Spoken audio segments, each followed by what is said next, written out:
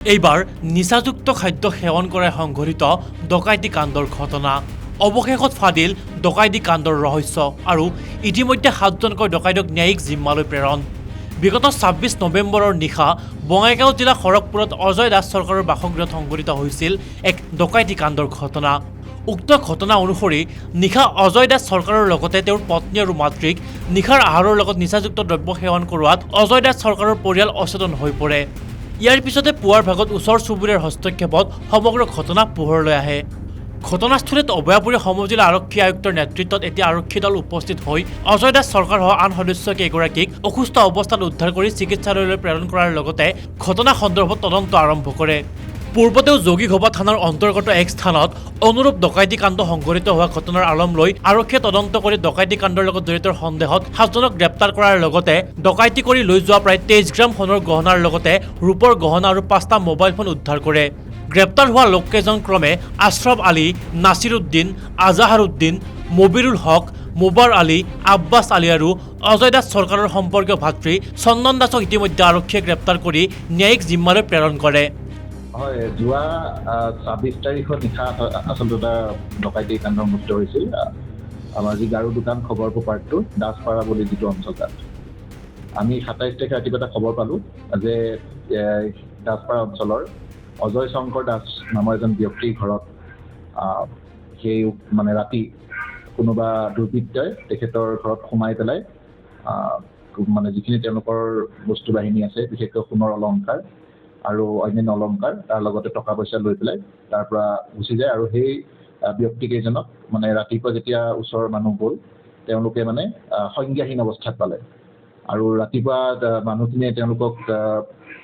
যেতিয়া গৈ পেলাই দেখা পালে যে তেওঁলোক গোটেইকেইজন সংজ্ঞাহীন অৱস্থাত বিচনাত পৰি আছে আৰু তাৰ পৰা তেওঁলোকৰ ভমিটিং কিছুমান ছাবষ্টেঞ্চ এটা দেখা পালে, মানে তেওঁলোকে বমি কৰিছে বেছিকেলি। তো ইয়াৰ পিছত আমাক আৰক্ষীক খবৰ দিয়ে আৰু তেওঁলোকক হস্পিটেলাইজ কৰা হয় আৰু লোৱাৰ আছাম হস্পিটেলত তেওঁলোক ভৰ্তি হয়। ইয়াৰ পিছত আমি আমাৰ POটো ভিজিট কৰোঁ আৰু আমাৰ যিখিনি প্ৰাৰম্ভিক তদন্ত কাম আমি আৰম্ভ কৰোঁ। প্ৰাৰম্ভিক তদন্ত কালত আমি যিখিনি গম পালোঁ বা আমি বুজি পালোঁ যে তেওঁলোকে মানে যিদিনাখন 26 তাৰিখৰ নিশা আহাৰ গ্ৰহণ কৰাৰ পাছতেই এনেকুৱা ধৰণৰ তেওঁলোকৰ মানে সংজ্ঞাহীন অৱস্থাত তেওঁলোক হৈছিল। আহাৰ গ্ৰহণ কৰাৰ খুব কিছু সময়ৰ ভিতৰতে তেওঁলোক সংজ্ঞাহীন হৈ পৰে আৰু তাৰপিছত তেওঁলোকে একো গম নাপায়। ৰাতিপুৱা তেওঁলোকে ভমিটিং কৰে আৰু তেওঁলোকৰ পিছতে তেওঁলোকৰ যেতিয়া তেওঁলোকৰ জ্ঞান ঘূৰি আহিলে গম পায় যে তেওঁলোকৰ ঘৰত কোনোবা দুৰ্বৃত্ত সোমাই ঘৰৰ মানে বাৰ্গলাৰী হৈছে, বেছিকেলি দুৱাৰ, গডৰেজৰ লকাৰ এইবিলাক ভাঙি পেলাই সোণ আৰু টকা পইচা অন্যান্য অলংকাৰ লগতে লৈ গুচি যায়। তো এই কেছটোত আমি আমাৰ ইনভেষ্টিগেশ্যন ষ্টাৰ্ট কৰিলোঁ আৰু আমি দেখা পালোঁ যে চেম মডাছ অপাৰেণ্ডিত আগতে এনেকুৱা ঘটনা হৈছে। 2023 চনতো যোগীঘোপাৰ অঞ্চলত এনেকুৱা এটা ঘটনা হৈছিলে বুলি আমি গম পালোঁ। তো আমি সেই ঘটনাটোৰ সম্পৰ্কত যিবিলাক দোষী সেই সময়ত জড়িত আছিল তেওঁলোকৰো আমি লিষ্ট আউট আমি উলিয়াই ল'লোঁ আৰু এই ঘটনাটোৰ লগত কিবা লিংক আছে নেকি আমি সেইটো বস্তু চাব বিচাৰিলোঁ। তো চাওঁতে আমি গম পালোঁ ইনভেষ্টিগেশ্যনৰ যিটো আৰম্ভ কৰাৰ পিছত যে সেই ঘটনাৰ লগত জড়িত কিছু এটা গেঙৰ মেম্বাৰী মানে এই ঘটনাটোৰ লগতো জড়িত। তো আৰু এই দুইটা ঘটনাৰ মাজত মানে ইণ্টাৰেষ্টিং এটা লিংক পালোঁ আমি যে সাধাৰণতে কি হয়, যেনেকৈ আমি যোগীঘোপা ঘটনাটো পাইছিলোঁ যে কোনো এজন মানে ব্যক্তিয়ে তেওঁলোকৰ ৰাতি মানে খানা গ্ৰহণ কৰাৰ সময়ত বস্তুত কিবা এটা মিক্স কৰি দিয়ে। তো ঠিক তেনে এই ঘটনাটো সংঘটিত চেম মানে মডাছ অপাৰেণ্ডি আমি পালোঁ। তেতিয়া আমাৰ ছাছপেক্ট হ'ল যে যিহেতু তেওঁলোকে নৈশ আহাৰ গ্ৰহণ কৰাৰ পাছতেই তেওঁলোক দুৰ্বল হৈ গৈছে, গতিকে হয়তো কোনোবা ব্যক্তি এইটো বস্তু কোনো ধৰণৰ বস্তুত মিক্স কৰি পেলাই তেওঁলোকক মানে সংজ্ঞাহীন কৰিব পাৰে আৰু তাৰ সুযোগ লৈ পেলাই হয়তো সেই গেংটোৱে এই ধৰণৰ ডকাইতিটো কৰিছে। তো আমি এনেকৈ ইনভেষ্টিগেশ্যন ষ্টাৰ্ট কৰি গম পালোঁ যে তেওঁলোকৰ নিজৰ ঘৰৰে এজন ব্যক্তি, ভাতৃ, সম্পৰ্কীয় ভাতৃ, তেখেতৰ নাম চন্দন দাস, তেখেতে এইটো ঘটনাৰ লগত জড়িত আছিলে। তেওঁ সেই গোটেই মানে ঘটনাটোৰ মানে গোটেই ঘৰটোৰ ডিটেইলছ ভিডিঅ'ও আনকি সেই গেংটোলৈ প্ৰেৰণ কৰিছিল। তো এই ধৰণে আমি ঘটনাটো গম পালোঁ। যোৱাৰ পিছত আমি আৰু যি ব্যক্তি এই ঘটনাৰ লগত জড়িত আছে তেওঁলোকৰ আমি ডিটেইলছ উলিয়ালোঁ, এনালাইচিছ কৰিলোঁ। তাৰপিছত আমি গম পালোঁ যে কেইবাজনো ব্যক্তি আছে এই ঘটনাটোৰ লগত, এটা ডাঙৰ ডকাইতৰ গেং আছে। আৰু সাধাৰণতে এনেকুৱা ঘটনা খুব কমন নহয়, বাৰ্গলাৰী হ'লেও সাধাৰণতে এনেকুৱা ঘটনাবিলাক খুব কমন নহয়। আৰু গতিকে এই ঘটনাটোৰ ওপৰত আমি যথেষ্ট আমি ফ'কাছ কৰিছিলোঁ আৰু ইয়াক ক্ৰেক কৰিবৰ কাৰণে। আৰু আমি গোটেইখিনি প্লেন কৰাৰ পিছত আমি এটা অপাৰেশ্যন লঞ্চ কৰোঁ আৰু অপাৰেশ্যন দিনাখন আমি বিভিন্ন ঠাইৰ পৰা আমি বিভিন্ন ব্যক্তিক আটক কৰোঁ আমি চাপৰ অঞ্চলৰ পৰা আটক কৰিছোঁ আৰু তেনেধৰণে আমাৰ বঙাইগাঁৱৰ পৰা তো এনেকৈ আমি বিভিন্ন ঠাইৰ পৰা বা বৰপেটাতো আমি ৰেড মাৰিছোঁ আমি ৰেড মাৰি টোটেল আমি এতিয়ালৈকে 7জন ব্যক্তি এই ঘটনাৰ লগত জড়িত ব্যক্তিক আমি এতিয়ালৈকে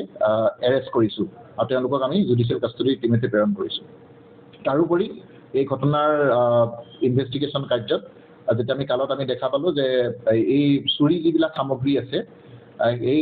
কিছুমান মানে তেওঁলোকে জুৱেলাৰীত বিকিছে বুলি খবৰ পালোঁ তো আমি সেইমতে কিছুমান জুৱেলাৰীটো ৰেড কৰিলোঁ চাপৰত এখন জুৱেলাৰীটো কৰিলোঁ তাৰপিছত আমি বঙাইগাঁৱতো গ'লোঁ আৰু তাৰ পৰা আমি কিছুমান মূল্যৱান যিখিনি তেওঁলোকৰ মানে সম্পদ সেইখিনি আমি উদ্ধাৰ কৰিবলৈ সক্ষম হৈছোঁ কিছু সংখ্যক আৰু কিছু এতিয়াও বাকী আছে তথাপি আমি এতিয়া মানে আমাৰ যিটো ইনভেষ্টিগেশ্যন চলি আছে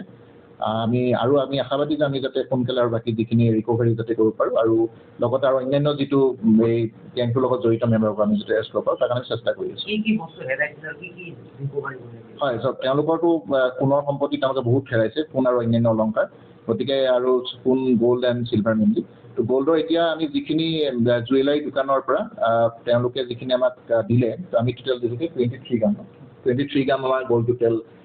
ৰিকভাৰ আমি কৰিছোঁ তেওঁলোকে মানে কি গ'ল্ডটো গলাই দিয়ে গৈ পেলাই এইটো তেওঁলোকে নতুন নিউজ কিছুমান দিছিলে কিছুমান দিব পৰা নাই এতিয়াও গ'ল্ডখিনি কিন্তু গলাই দিছিলে তো আমি সেই গ'ল্ডখিনি আমি উদ্ধাৰ কৰিবলৈ সক্ষম হৈছোঁ আৰু এতিয়াও বাকী আছে আমি চাই ল'ম ইনভেষ্টিগেশ্যন চলি আছে নামকেইটা হৈছে আপোনাৰ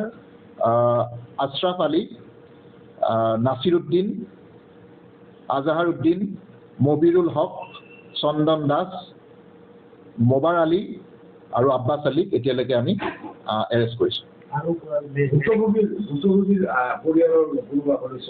হয় ভুক্তভোগী পৰিয়ালৰ তেওঁলোকৰ নিজৰ এজন সম্পৰ্কীয় ভাতৃ তেখেতে এইটো ঘটনাৰ লগত জড়িত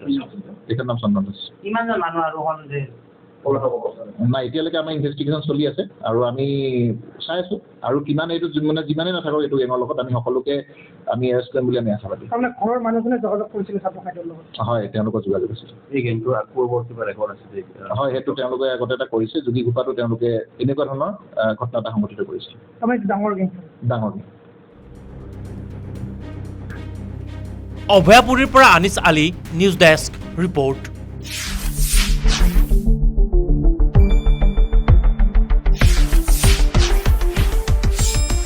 শুদ্ধ আৰু বিস্তৃত বাতৰিৰ বাবে চাই থাকক নিউজ ডেস্ক ৰিপৰ্ট।